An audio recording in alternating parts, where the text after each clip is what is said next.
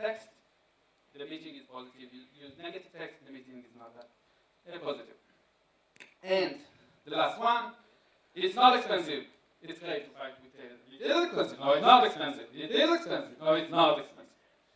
Arguing is great for a relationship. What can I say instead? Value for money. Value for money, okay. Now, this is a tough one. Because all of your clients tell you it's expensive. Pick up the hand if, I don't know, 10% of your clients tell you that this is cheap, this is a great price. Yeah, you need to up your prices. They are too low.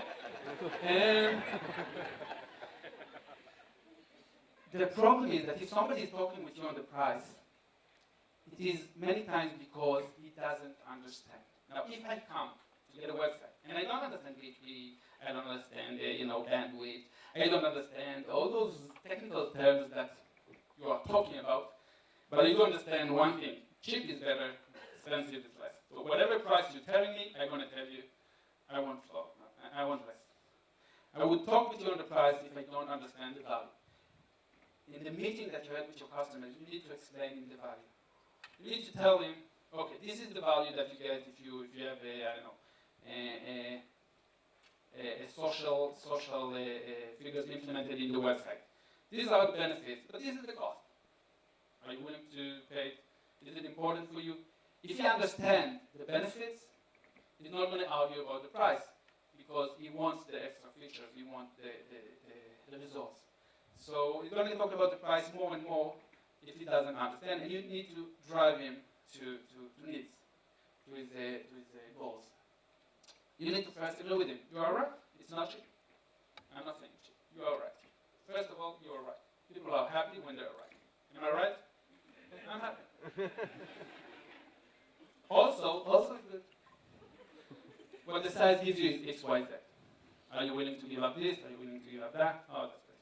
So gold it is. Where's Visa? Great. Positive thinking, positive talking. Let's move on. Now we want to impress our clients. Okay? How do we impress our clients? The idea is that you are the Google guy. In his phone call, he's not going to put Steve. He's going to put Steve, the Google guy. This is the guy that they know Google. They told me in the first meeting that they were just in an event in Google, and they talked with Google. Elena, do you know Elena? Oh, you don't know? She's the head of marketing in South Africa. We're really very good friends. So she made me a coffee, and I gave her the cookie. And we said that it's very important to implement analytics, and I think it's good for you. So you are the Google guy. You are the expert. You are the one with all the solution. Never problem. Always also. You are the guy, and you impress them. How do you do that? Do you know the Insight for Search tool? So, Insight for Search is a great tool. Just search for Insight for Search in Google and you find it, and sign in to see numbers. That shows you different search volumes comparably to other search terms. And you can really impress the guy by showing them this. He has a jewelry store, he came to you. And you show him, let's see what people are searching for. Silver rings, gold ring, engagement ring. He never heard about this tool. You show him the volume. You tell him, okay, we should focus. Look, in this example, the yellow line is the engagement ring, and the two at the bottom, gold and silver ring. You tell him, we need to focus on engagement ring. This is what people are searching. When you design your website, this is very relevant to SEO as well. We should put the gold ring. You show him that you research. You don't just pop up out of nowhere and decide. You show him you do a research. You show him next to his eyes. You excite him. Look how many people are searching. You show it later how many people are searching for that. And you do your analysis in front of him. Very, very impressive. I did this analysis, okay? And this is global terms.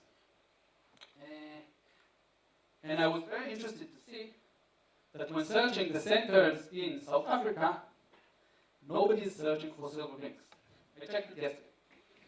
It's interesting because I would never assume that the search volume in South Africa is different than other places.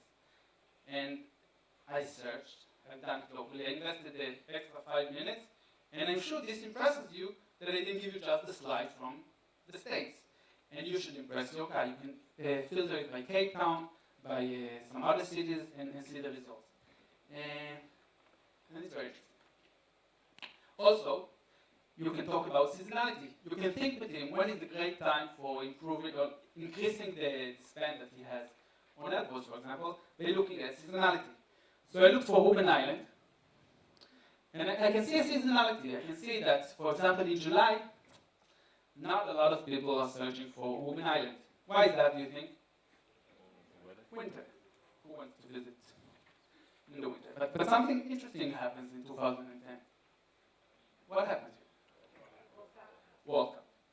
So, first of all, I show him something like that. And I talk about seasonality. And I tell him, first of all, AdWords is great always because you pay for what you pay is what you get. So if there's a lower search volume, it's fine. But you tell him, you know what, I don't know, summer arrives, let's increase the spend. Let's look at the seasonality. And look what happened in the World Cup. Okay, did you know that now we are hosting the Germany, South African education something it's in the airport. Let's increase the spend on the relevant terms.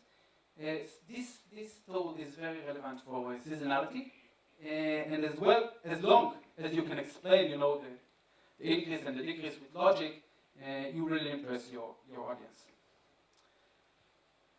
Okay, now this is a very, very important part of my presentation because I think this is something that worried you a lot.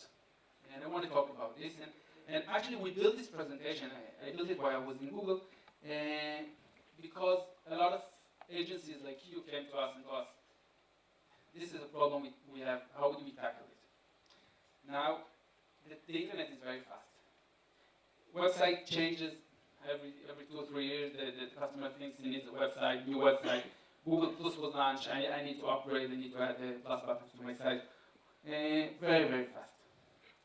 Also, if you are a marketing consultant, you come for a project, but there are other projects in the future, not always you are there to grasp it. How can we make sure that we are always there? I looked at YouTube, for example. Every 2 or 3 years, YouTube completely changed their website. If you were the graphic designers, do you think that doing the project in 2005 means that you would do the project in 2011? I don't know. How do we persuade our customers to stay? Because Ariel, you told us, you destroyed our life. We used to just pick up the phone whenever and tell them the price over the phone and get on with it. And now we need to invest, meetings, kisses, pies, smiling, not saying bad words, very difficult. Now that I acquired this client, how do I keep it? Him. Sorry for me. How do I keep him? And we know that acquiring a new customer is very costly with all the meetings and advertising and marketing.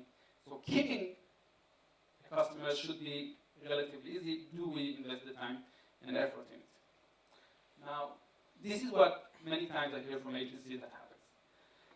The customer came, he built the website with you, everybody's happy, checks are swapped, visa is taken, and everybody's happy.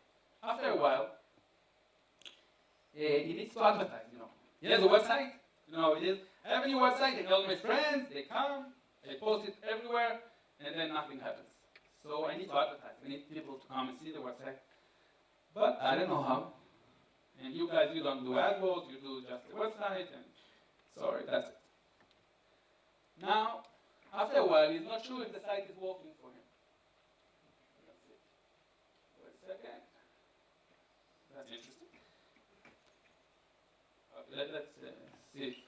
Oh, you don't see it. I see it here, but you don't see it. We kind of disappeared. This is the point.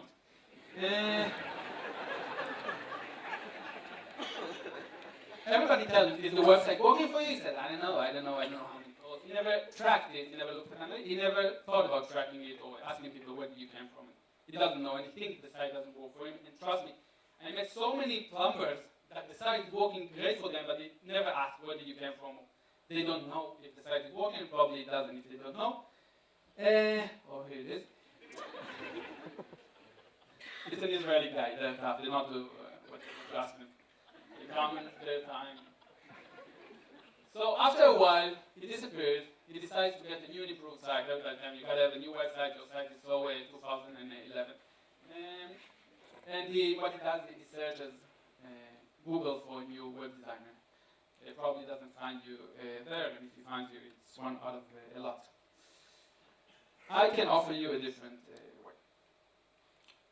I can ask you to make this one-time thing into a relationship, okay? And a relationship takes some time out of you, but it really helps in the long term. So, he's happy, he built the website, and you gave him the AdWords voucher. Okay, you gave him something for the next time to continue. You are worried more than today's website. I got the money, now I leave you on your own. After a while, you create banners for him for Christmas. You gave him a call, he said, you know what, banners with Google. You didn't know that this is something you can do with Google? That's great, let me do some banners for you for Christmas. It's a great time. Or World Cup is arriving, let's do some banners, let's do something unique. And you explain GDN to him. After a while, you send him an article on Google Analytics. You tell him you must look at your data. This is the top 3 things that you need to look, because you know he doesn't have the time to look at all the reporting that we have in Google Analytics. And you send him a price for a landing page, because after you persuaded him to look at conversion and how it goes, you tell him you should, beside the website, have some landing pages for AdWords that would be more convertible. Then, he calls you after you sent him a card saying, happy birthday, Jim. And he asks you, you know what? The website works for me so well, and I have so many customers. And since you directed me to measure, to see it in analytics, to ask over the phone, since you directed me and I understand the value of the website, I am now ready for the platinum. So he upgrades the site with you. So if you look at this lifetime of the client, you are selling him more products. You are selling him banners, you are selling him landing pages, you are selling him a new website. And what's nicer about it is that he doesn't compare. Clients always compare you for the first time with other people. But after they've done business with you, they don't go and compare some other people for a landing page or for a banner. You know them, you understand them, you are the Google guy. They work with you. You went to a date, you had a great date. You went back home, 5 weeks together, you are thinking about getting married. You don't say, hey, let's look at the market again. Let's see opportunities. No, you're in a relationship. Sorry, baby, I need to reevaluate things. Because you're not ready for dating some other people again. Think of it. It's very tiring to date a lot of people and understand who is relevant for marrying or